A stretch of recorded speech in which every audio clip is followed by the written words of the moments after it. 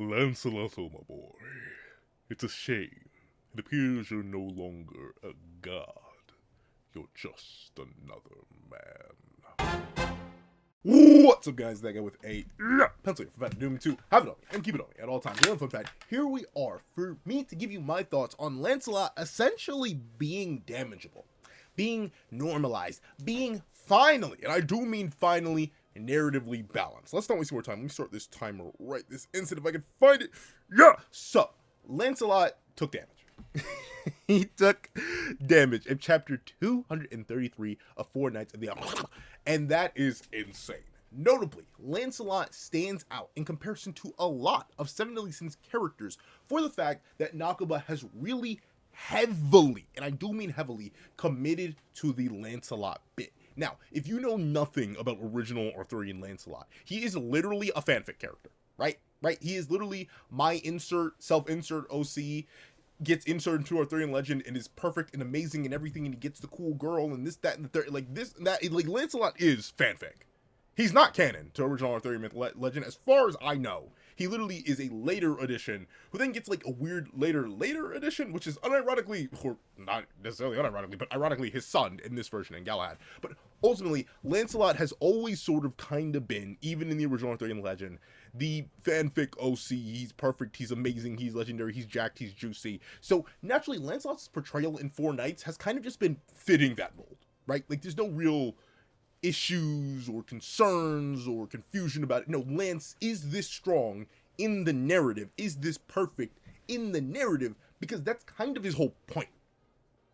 However, the reason that stands out so much is because if you know Seven Deadly Sins, right? If you know the duology, especially original Seven Deadly Sins, the whole point, one of the things that made it stand out in comparison to a lot of other anime manga at the time, is specifically its commitment to the bit of overpowered MCs. And notably, note how I say MCs plural and not overpowered MC individually. Obviously, overpowered main character singular has been a trope since narratives have been narratives, right? But very specifically, one of the things that caught my attention and many other people's attention is that in original Seven Deadly Sins, Meliodas was cracked, but then Diane was cracked, and then Bond was cracked, and then King was cracked, and then character after character after character, Gother, Merlin, especially Escanor, they were all cracked relative to their introduction to the narrative. Now, of course, were those characters normalized? Yes. Did those characters take damage? Yes. But still, they were cracked. The reason Lancelot has stood so far as an exception to this is the fact that he hadn't taken damage for 233 chapters. That level of commitment doesn't even exist for Escanor. Escanor, who was hyped up at the time of his introduction, was literally the strongest character in the series up to that point, took damage in his first fight. And I'm not talking about small Escanor. Remember, Galland in Critical Over actually did cut Escanor. He did take damage. Lance never did. Never, ever. Before chapter 233, you literally cannot pull up a panel of Lance taking damage because it just doesn't happen. Even in the flashback, funnily enough, he doesn't actually take any damage because he's already started absorbing the Lady of the Lake there and has dumpster Keiko crack potential. Obviously, we know Tristan was the one to give him the scar all years ago, and we did see that in Grudge of Edinburgh, but like, outside of that, man's never taken damage. So him actually taking damage on panel is insane. And notably, I think it is starting to sort of rectify a problem that has existed since Lance's inception. I am talking about Lance all the way back from his Sin days, but especially was exemplified once he actually became Lance. Lance is not narratively balanced. He's not. He genuinely, on his own, makes the rest of the Four Knights, from Gawain to Tristan to even our main character Percival, seem kind of redundant, kind of irrelevant, kind of a waste of space, if you will. Because the Lance can handle every single problem the narrative throws at him. He literally ran up on our main antagonist and bullied them. And unfortunately, we never got copium about that. It just is a hard fact that Lance, at 16, no sacred treasure, bare hands, off-guarded by chaos, which he couldn't even read the mind of because it doesn't even have an active mind to read, and he took no damage from that. Lance has been long since established to be sort of the god tier, ironically enough, despite being the youngest of our crew mentally, which is genuinely hilarious, as his son will also go on to parallel that exact same thing. But regardless, Lance has been untouchable. So, considering the nature of Seven Deadly Sins as a narrative on its own and the commitment to its bits relative to the commitment to the Lance bit, it is actually insane to see him damage. Now, there has been hopium, copium, denial, rationalization, a bunch of different things to rationalize Lance taking damage here. And I haven't just Lance taking damage, but Lance even struggling to damage this copy of Escanor, and especially him tanking, and I mean him, when I say him, I mean the copy of Escanor, tanking the Shining Road from Lance, this and the third. There's been a lot of hopium and copium about, like, well, Lance is probably still under the magic of Anne, which you could make a logical argument for. I'd argue maybe not, just because, like, Anne's probably gone to sleep after a while. And, like, it'd be crazy if Anne's magic really was this 24/7. Like, she needs to be knocked out in order for the magic not to work, not just, you know, fall asleep. But regardless, still, even if you give all of the benefits of the doubt to Lance, right, we'll assume he's still under Anne's magic. We know for a fact he isn't aura flexing right now. He's holding back this and the third. He still took damage.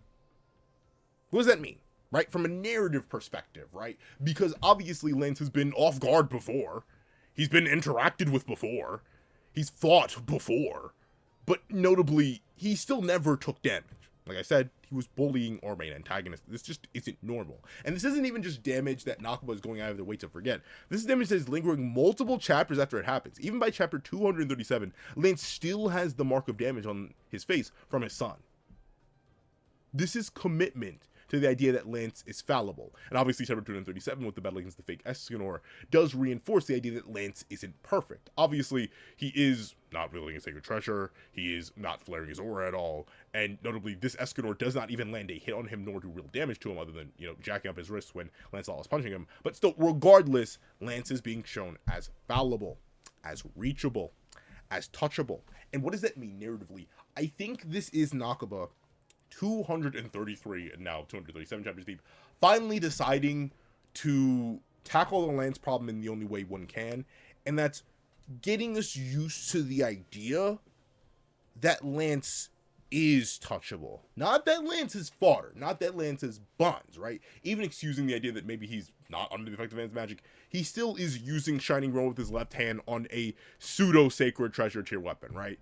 It's a regular blade attached to a piece of a seal, not an active sacred treasure made by dubs. It's being used with his left hand, not his right hand. He is not flaring his magical aura at all. He's sort of just doing things that allow him to escape the idea of, oh, he's going all out, but he still can't damage his foe Escanor. It's presumable that if Lance was to flare his aura, or if he were to actually take this Escanor seriously, or if he were to lock in, and obviously with the scaling of Gawain using Passion to Sun to cancel out the full crew Sun, like, there's so many different ways you can rationalize Lance. But by having even this Giga suppressed, possibly under Anne's magic Lance struggle, have him jack up his wrist, have him, once again, I can't get over it, take damage. And notably, one thing I also need to note, it isn't just that he fails to do damage to this Escanor on his own with Shining Road and or regular physical attacks. He also fails to do damage to Galahad, his son, who no-sells the attack with no damage. And we know that Lance and presumably his son do not have healing factors. No, it's just that Lance didn't do any damage with a back fist.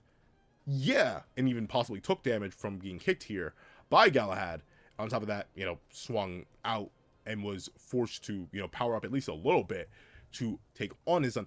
All that is normalizing Lance. It's rationalizing Lance. It is essentially telling us as readers that Lance is now going to be lowered down a peg. Ultimately, I am fine with that. I, like many others, had been hoping and coping and redirecting and refacilitating, unironically, Lance downscale. As an investor in Lakecoin, you'd be shocked how much I was trying to short Lakecoin. I was like, let's not do this. Let's not do this. It was initially Lancecoin, and they found out it was Lakecoin. Now it's Lance Lakecoin, and regardless, I was trying to short the stock, right? I was sitting here being like, well, maybe there's excuses or reasons why what we thought was Arthur at the time was getting bullied, even though he had all the chaos powers, this and the third. But no, Lance was just like that, and now he's no longer just like that alone. I think, ultimately, as much as I'm happy with this, because like I said, I was trying to short the stock for a long time, very specifically, I get why Nakaba's doing it now, right? Because by having Kath be, even if temporarily removed from the narrative as our main antagonist, if Lance were to stand at his same untouchable peak for the entire time, the already very minimal stakes of, like, our Four Knights conflicts, because Lance was there, would just be non-existent. We wouldn't have any worry about anything. But by allowing Lance to struggle, by allowing Lance to take damage, by allowing Lance to have any sort of by allowing Lance to have any sort of interaction with literally anything that isn't just absolute sheer domination. We are now justifying the existence of the rest of the Four Knights, which is very important to do, right? Like, let's not sugarcoat it. For the longest time, the rest of our Four Knights were irrelevant. Percy, random. Gawain, random. Tristan, especially, random. They just didn't really have anything. Of course, they were characters with hacks. Gawain was basically the hacks merchant, the Merlin of the group. Tristan had his healing and really just that in terms of his unique hacks. And Percy had his healing and his self-res. But ultimately, power-wise, they were irrelevant. But now, by allowing Lance to be somewhat touchable, we're giving more leeway for the rest of the cast to, actually be the rest of the cast. Which I think is necessary. Part of me, the deep-seated Lance Glazer in me, is disappointed. Because it definitely does feel a little bit... It feels a little bit heavy-handed, right? Especially with Escanor. And then going out of their way to reinforce that, this Escanor could not hold a candle to the original.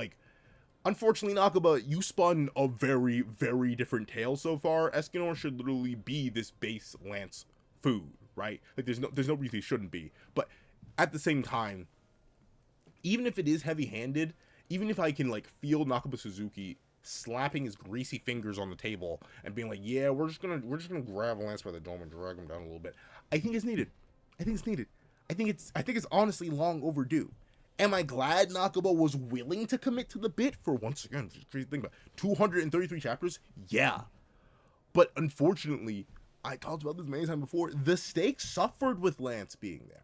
More than they already suffered from this just being the Seven Deadly Sins duology, where nothing ever happens in terms of negative impacts for our main cast outside of a death which will ultimately be undone, right? Escanor isn't even really allowed to stay gone from the narrative because the real Escanor is running around, just not as the real Escanor anymore. So ultimately, Lance's presence in the narrative of him being this untouchable wall and monster, yeah, while cool from an aesthetic level and a character design level and a character writing level, in terms of a narrative level, it was a problem that needed to be resolved eventually. And I think ultimately having it be resolved by Lance's son, of all people, is fine. In fact, I'd say it's good. Because unfortunately, Nakaba did put themselves between a rock and a hard place by setting up Kath, or Carther, or Arthur, as we thought at the time, regardless, whatever you want to call him, by setting up Kath as our main antagonist, and very specifically showing us that a bloodlusted, protecting its vessel, chaos, with no mind or will, off-guarded Lance, smacked him in the face, and doing no damage to him, it couldn't have been anyone you established. I'm sorry, I don't think any character in the universe doing damage to Lance, other than his own future kid, would have really made sense. Or, in this case, Lance literally damaging himself by punching Escanor. Ultimately, it just wouldn't have worked.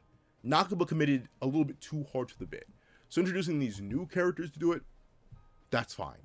Reinforcing ideas of certain interactions being strange, and or, the left hand pseudo nerf and the no mana or magic aura, that's good. All of this, I'm skewing way more positive towards, if only for the fact that I don't see a narrative where Lance is genuinely untouchable being a narrative I can believe will have proper stakes. And you may be like, well, Pencil, from that perspective, Nakaba Suzuki, there's never actually going to be proper stakes. The main character is going to win eventually. Yeah, but I've said this many times before, jingle the keys in front of me, bro. Pretend like our main cast could lose.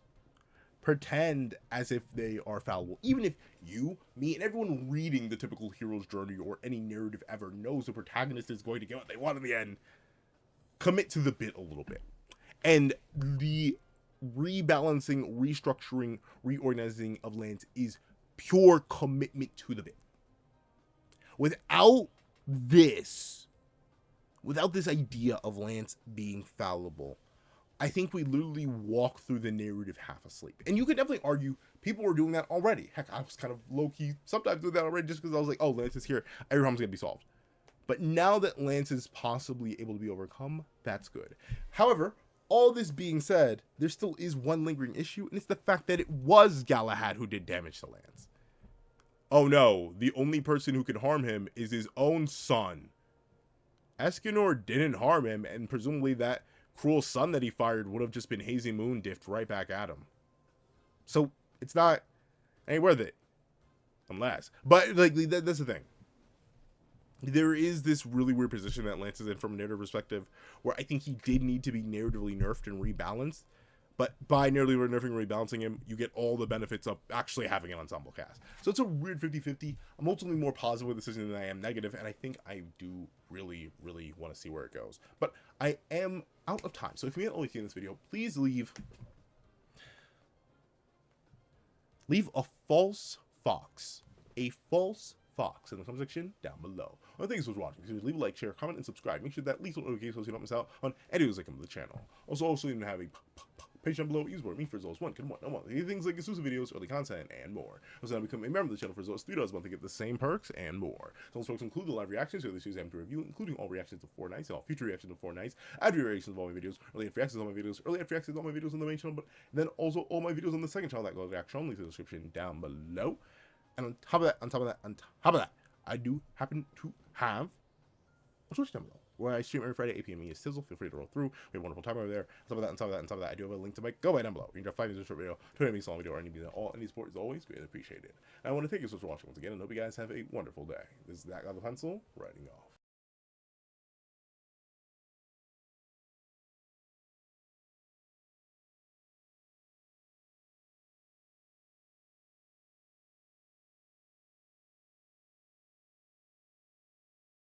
I'd like to give a thank you to our sketch tier members: Eternal Flame, Redwolf 4765, Astro, Glacier XZ, Zera, J2MA, Buddha Ura, Yuki Ally, Grim, Ollie, Corey Watson, Damon Brown, Tim Thomas, Kaving, RXN, Dead Meme, Kian Stewart, Edwin Igbinoba, Straw, Antavius Mitchell, Super Flame Zero, Weary Exile, Alex Kenny, Todd, The Practical One, Landon Clapwick, Heath Nelson, CAET, Plant Crone, Brandon Payne, Multi-Batman Superman, Zalim, Sleepin' John, The Young Family, Pastel Pandora, Mo City King DKG, Akolade Babatunde, Union Eye, Athenzi Shear, Sino King, CCC, Enzo, Kitty Liddy, Axis XC, Praise the Sun, Magic, Andrine Bonnet, Scion, John Malcolm, Black Doctor Strange, Donovan McIntosh, at JDog2656, Aswin Hedi Presetia, Sheesh King, Yo Extras, and AZ Void. Then I'd even thank you to our line art tier